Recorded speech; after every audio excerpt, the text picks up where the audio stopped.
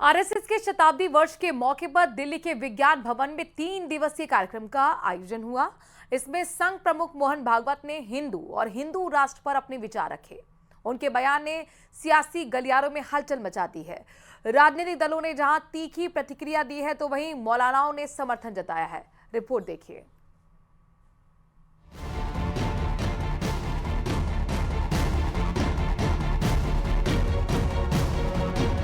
दिल्ली के विज्ञान भवन में आरएसएस के 100 वर्ष पूरे होने पर 3 दिवसीय कार्यक्रम में संघ प्रमुख मोहन भागवत ने अपने विचार रखे। हिंदू राष्ट्र की अवधारणा को साफ करते हुए कहा कि हम हिंदू राष्ट्र कहते हैं तो इसमें किसी का विरोध नहीं करते हैं। कोई नया व्यक्ति हम में आने से हम भारत के लोग डरते नहीं, क्योंकि सबके प्रति अपनेपन का हमारा स्वभाव है। इस देश में हिंदू, मुसलमान, बौद्ध आदि आदि आपस में संघर्ष नहीं करेंगे। इसी देश के लिए जिएंगे, इसी देश में मरेंगे। आपस में संघर्ष करते करते कोई एक हल वो इसका निकाल लेंगे और साथ में जिएंगे। आगे वो कहते हैं कि ये हल अहिंदू न होकर विशिष्ट रूप से हिंदू होगा। ये उन्होंने लिखा है। संघ प्रमुख के इस बयान पर सियासत भी शुरू हो गई है। समाजवादी पार्टी का कहना है कि ये समाज को बांटकर आपस में लड़ाकर राजनीति करते हैं। इनकी संकीर्ण विचार हैं, समाज को बांट के आपस में लड़ा के राजनीति की है। समय समय पे परिस्थितियां वश जैसा परिस्थिति होती है उसमें मजबूर होकर इस तरह के बयान देते हैं ताकि इनकी स्वीकार्यता थोड़ी बढ़ सके। उनकी सरकार नीति तो लड़ाने की, आपस में विद्वेष फैलाने की, दूरी बढ़ाने की, एक धर्म विशेष को, एक जाति विशेष को अपमानित और प्रताड़ित करने की नीतियां चला रहे हैं और भाषण वो सौहार्द के पूर्ण दे रहे हैं। ये विरोधाभासी बयान सिर्फ अपनी स्वीकार्यता के लिए दिए जाते हैं। समाजवादी पार्टी ने कथनी करनी के अंतर की बात कह रही है तो मौलाना रिजवी ने एकता के संदेश की सराहना की है। आरएसएस प्रमुख डॉक्टर मोहन भागवत जी ने जो बात कही वो बहुत बेहतरीन, बहुत अच्छी और सबको जोड़ने वाली बात कही है। उनकी बातों को सुनना चाहिए और समझना चाहिए और देश हित में वो हमेशा इस तरह की बातें कहते रहते हैं। मैं उनके आज लिखे गए आर्टिकल का और उनके भाषण का समर्थन करता हूं। बहरहाल मोहन भागवत के विचारों ने एकता का संदेश दिया, लेकिन सियासी बहस छेड़ दी है। ये बयान 2027 चुनावों से पहले सामाजिक सद्भाव को मजबूत करने का प्रयास है, लेकिन विपक्ष इसे अवसरवादी बता रहा है। Bureau report, news 18।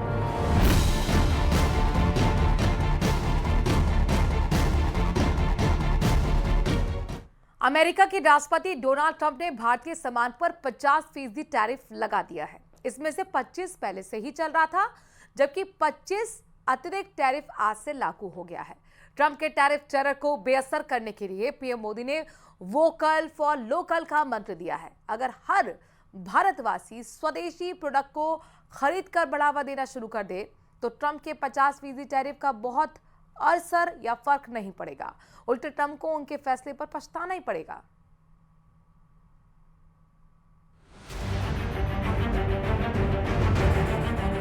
स्वदेशी ये हमारा जीवन मंत्र बनना चाहिए दोस्त।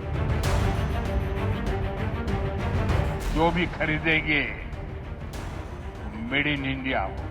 अमेरिका की सारी कंपनियों का बहिष्कार, एप्पल नहीं खरीदना कुछ दिन।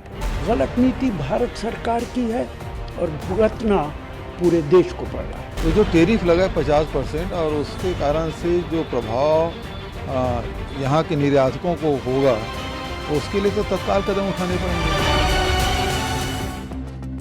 भारत पर बुधवार सुबह से 9:31 से अमेरिका का 50% टैरिफ लागू हो चुका है। आसान शब्दों में कहें तो आज से अमेरिका में बिकने वाले भारतीय सामान की कीमतें 50% बढ़ जाएंगी। यानी जो भारतीय सामान अब से पहले अमेरिका में 100 रुपए में बिक रहा था, अब उस सामान की कीमत 150 रुपए हो गई है। ये ऐसे समझिए कि अब अमेरिका का महंगा सामान भी भारतीय सामान के मुकाबले सस्ता हो जाएगा और इससे भारत के व्यापारियों को जबरदस्त नुकसान होने वाला है। चलिए आपको बता देते हैं कि अमेरिका के इस 50% वाले टैरिफ बम के बाद भारतीय सामान कितना महंगा हो जाएगा। पहले कितना टैरिफ था और अब कितना हो गया। मशीनरी पार्ट्स पर पहले टैरिफ 1.3% था, लेकिन अब टैरिफ 51.3% हो गया है। डायमंड पर पहले 0 टैरिफ था, लेकिन अब 50% हो गया है। ज्वेलरी पर पहले 5.8% टैरिफ था, लेकिन अब 55.8% हो गया है। झींगा पर पहले टैरिफ 0 था, लेकिन अब 60% लगा दिया गया है। टेक्सटाइल पर पहले 9% टैरिफ था, लेकिन अब कुल 59% हो गया है।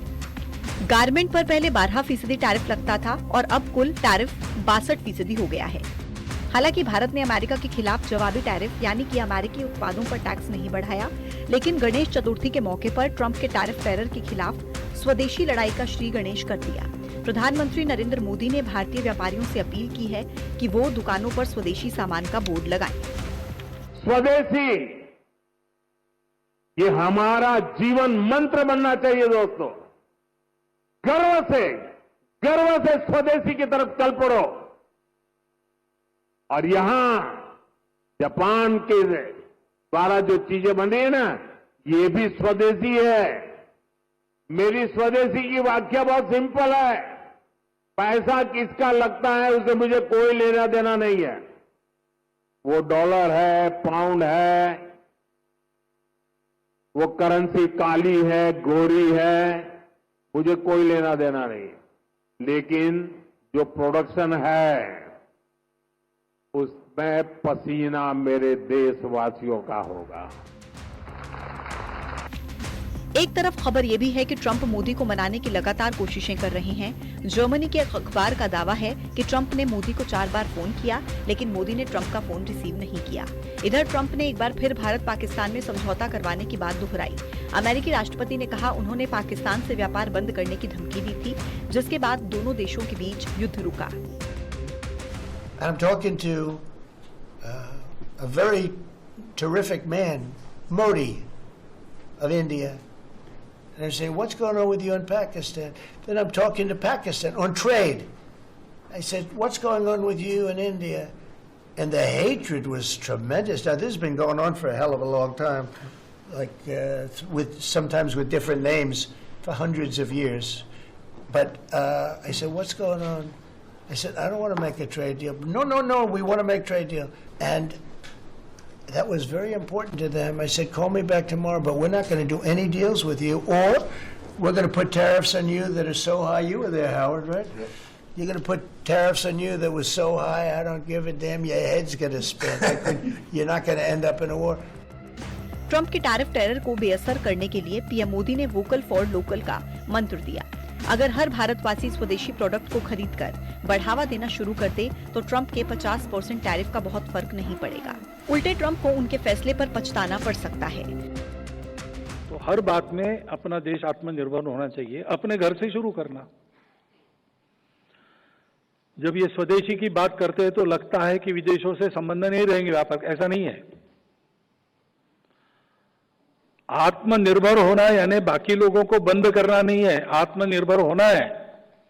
लेकिन दुनिया परस्पर निर्भरता पर चलती है, कुटुंब भी परस्पर निर्भरता पर चलता है, और इसलिए अंतर्राष्ट्रीय व्यापार तो चलेगा और उसमें लेन देन होगी।